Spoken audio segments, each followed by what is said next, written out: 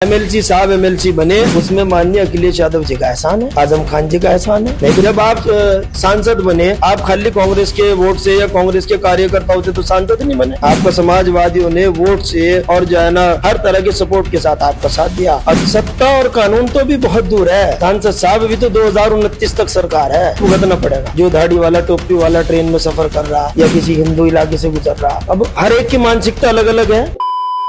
पिछले 24 घंटे से सहारनपुर के सांसद इमरान मसूद का एक वीडियो बड़ी तेजी से वायरल हो रहा है। उस वीडियो में आप देख सकते हैं किस प्रकार जो है सांसद साहब किसी अधिकारी को डांट रहे हैं और साफ तौर से जब उसके अंदर उस वीडियो में नाम लिया जाता है आशु मलिक साहब का, तो थोड़ा सा वे गर्म हो जाते हैं। पूरा प्रकरण क्या है और बात करने के लिए मेरे साथ पुराने इमरान के समर्थक रहे हैं इफ्तिकार भाई, उनसे बात कर लेते हैं। आप काफी पुराने समर्थक रहे हैं इमरान मसूद साहब के, और बताया जाता है कि इमरान मसूद साहब का एक इस तरीके से काम कराने का एक अंदाज है, वो अंदाज सही मानते हैं आप? देखिए साहब, अंदाज की बात तो यह है, वो वक्त नहीं रहा। वक्त बदल रहा है, हालात बदल रहे हैं। अधिकारी की वैल्यू, अधिकारी की अहमियत किसी भी नेता को समझनी चाहिए, क्योंकि नेता बदल जाता है, अधिकारी नहीं बदलता।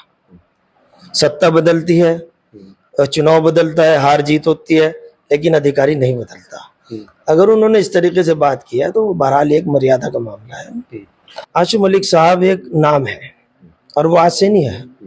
जब 2022 का चुनाव हुआ था तो यही आशु मलिक थे, प्यार मोहब्बत के साथ इनको चुनाव लड़वाया गया था।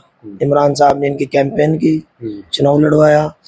फिर वो सांसद का चुनाव आया, आशु मलिक साहब ने उनके साथ जाना, मेहनत किस काम किया। ये तो आदमी का एक काम होता है ना, एहसान मानना चाहिए आदमी को। कोई भी आप देखो, चाहे विधानसभा चुनाव रहा हो या फिर निकाय चुनाव रहा हो, दोनों नेताओं के बीच आपने काफी देखा वीडियो भी वायरल हुई नोक झोंक को लेकर। कभी इधर से तंज कसे जाते थे, कभी उधर से तंज कसे जाते थे। क्या वो लगता है फिर वो दोबारा पलटवार अब शुरू हो चुकी है? वो कुछ भी पलटवार हो, उसमें नुकसान पब्लिक का होता है, नेता का नुकसान नहीं होता उसमें।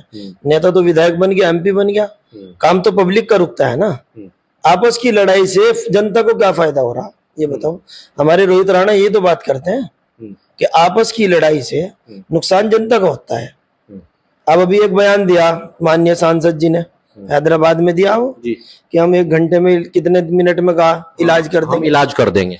उस बयान को किसे भुगतना पड़ेगा? जो दाढ़ी वाला टोपी वाला ट्रेन में सफर कर रहा या किसी हिंदू इलाके से गुजर रहा। अब हर एक की मानसिकता अलग अलग है। उन्होंने तो बयान दे दिया, मगर उनका कहना है कि मेरे बयान को तोड़ मरोड़ के पेश किया जा रहा है। मेरे कहने का जो था मतलब कुछ और था, जब हम सत्ता में आएंगे तो ऐसे कानून को हम खत्म कर देंगे।